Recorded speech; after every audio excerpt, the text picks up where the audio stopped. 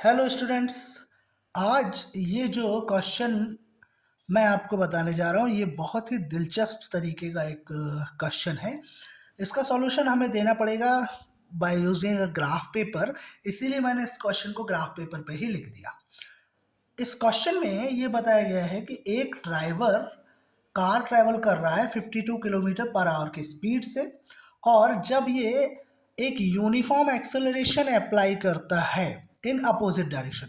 देखिए एक बात समझिए, uniform acceleration in same direction जब बोला जाता है सेम डायरेक्शन में, तो हम क्या कर रहे हैं, गाड़ी की स्पीड इंक्रीज कर रहे हैं। और जब हम बोलें कि uniform acceleration in opposite direction means we are decreasing the speed of vehicle. मतलब uniform acceleration in same direction, इसके लिए हमें क्या करना पड़ेगा, गाड़ी को एक्सेलरेट करना पड़ेगा, मतलब एक्सेलरेशन दबाना पड़ेगा। और यदि हम बात करें uniform acceleration in opposite direction, तो हमें ब्रेक अप्लाई करना पड़ेगा। तो यहां पर क्या अप्लाई हो रहा है, ब्रेक। ठीक है, तो जब इस 52 किलोमीटर पर आवर की स्पीड में चलने वाली कार में ब्रेक अप्लाई करते हैं, मतलब अपोजिट डायरेक्शन में एक यूनिफॉर्म एक्सेलरेशन अप्लाई करते हैं, तो आफ्टर 5 सेकंड ये क्या हो जाती है, रुक जाती है। मतलब इसकी स्पीड जीरो हो जाती है, रेस्ट कंडीशन में आ जाती है। एक दूसरा ड्राइवर है जो एक दूसरी कार को जो 3 किलोमीटर पर आवर की स्पीड में चल रही है, जब ब्रेक अप्लाई करता है तो ये कितनी देर में रुक जाती है, 10 सेकंड में।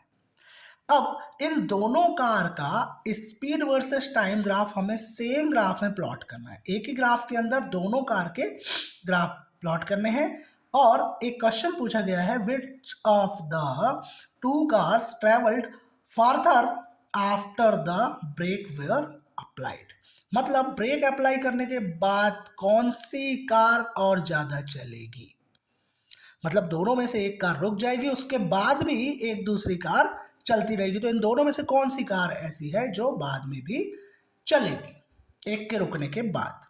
तो देखिए यहाँ पर मैंने ये कोऑर्डिनेट सिस्टम बना लिया है, क्वाड्रेंट बना लिया है, जिसमें टाइम है एक्स एक्सिस पे, ये एक्स एक्सिस डिनोट कर देते हैं, ये वाई एक्सिस, और टाइम का यूनिट है सेकंड, और वाई एक्सिस में हमने लिया है स्पीड, स्पीड का यूनिट है मीटर पर सेकंड। अब ये जो एक छोटा वाला इंटरवल है ये वाला, इसे 1 सेकंड, 2 सेकंड, 3 4 5 इस तरीके से 14 तक, और यहाँ पर 1 2 3 4 5 6 मीटर पर सेकंड, यहाँ पर है स्पीड और यहाँ पर है टाइम। अब बच्चों एक बात हमने यहाँ पर देखी कि यहाँ पर स्पीड किस में दी हुई है, किलोमीटर पर आवर में, लेकिन टाइम किस में दिया गया है, सेकंड में।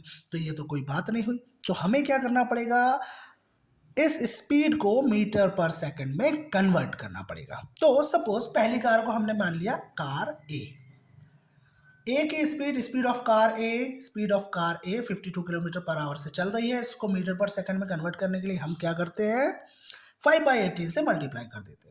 तो 2 जा 4, 2 6 जा 12, 2 9 जा 18, 26 इंटू 5 होता है 130 डिवाइडेड बाई 9। सो यदि हम इसे डेसिमल में कन्वर्ट कर देंगे तो ये हो जाएगा 14.44 मीटर पर सेकंड। सिमिलरली कार बी की स्पीड को भी हमें क्या करना पड़ेगा, मीटर पर सेकंड में कन्वर्ट करना पड़ेगा। Speed of car B S B is equal to 3 kilometre per our.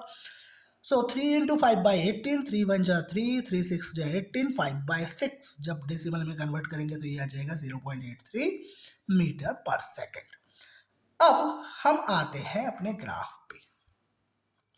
तो पहली कार जो है, पहली कार का जो स्पीड है वो कितना है, 14.44। तो ये कहाँ गया, 14.44, मतलब लगभग यहाँ पर आएगा। तो इस कार की स्पीड यहाँ 14.44 पे है, यह जाएगा 14.44, 0, ये पॉइंट आ गया। और कितने देर बाद कार ये रुक रही, 5 सेकंड। तो आफ्टर 5 सेकंड यहां से काउंट करें तो 1 2 3 4 5 सेकंड में इसकी स्पीड क्या हो जा रही है, 0। मतलब 0,5 ये इसके कोऑर्डिनेट होंगे। तो देखिए जब यूनिफॉर्म एक्सेलरेशन अप्लाई किया है तो आपको पता है कि ग्राफ क्या बनना चाहिए, स्ट्रेट लाइन। तो देखिए ये 14.44 से 0 की स्पीड तक आ गया। मतलब यहाँ पे ब्रेक अप्लाई किया तो स्पीड कितनी थी 14.44 और धीरे धीरे ये गाड़ी किस में आ गई, स्टॉप कंडीशन में आ गई, लेकिन उसे यहाँ तक आने में कितना टाइम लगा 5। तो ये जो ब्लू कलर का ग्राफ हम देख रहे हैं ये किसके लिए है, कार ए के लिए। अब हम बात कर लेते हैं कार बी। तो कार बी का जो स्पीड है कितना है 0.83 मीटर पर सेकंड। तो यहाँ पर देख लें 0.83 मतलब लगभग यहाँ पर आएगा, है ना। ये वाला पॉइंट हो जाएगा हमारा 0,0.83। यहाँ पर थोड़ी सी मिस्टेक मैंने कर दी है, मैं इसे सुधार देता हूँ। जब भी कोऑर्डिनेट हम लिखते हैं तो एक्स एक्सिस का कोऑर्डिनेट सबसे पहले लिखेंगे।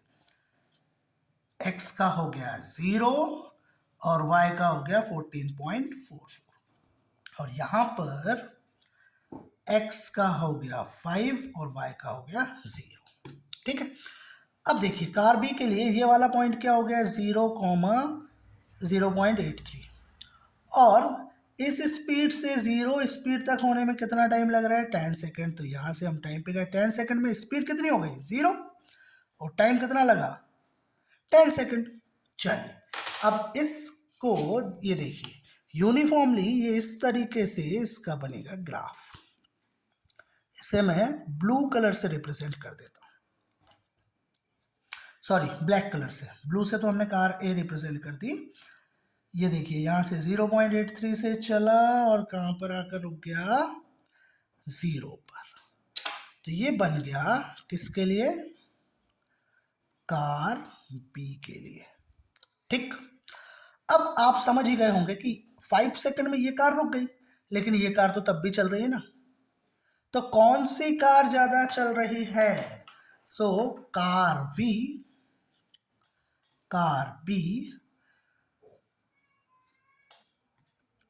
travel farther after the brake was applied। कहने का मतलब ये है कि दोनों एक ज़्यादा स्पीड में थी एक कम स्पीड में, इसने ब्रेक अप्लाई किया तो ये 5 सेकंड में रुक गई, लेकिन ये आगे तक जा रही है। तो कौन सी ज़्यादा चलेगी, कार बी। क्वेश्चन बहुत अच्छा है, ध्यान से पढ़िएगा, इसे पूरे कॉन्सेप्ट क्लियर होंगे आपके।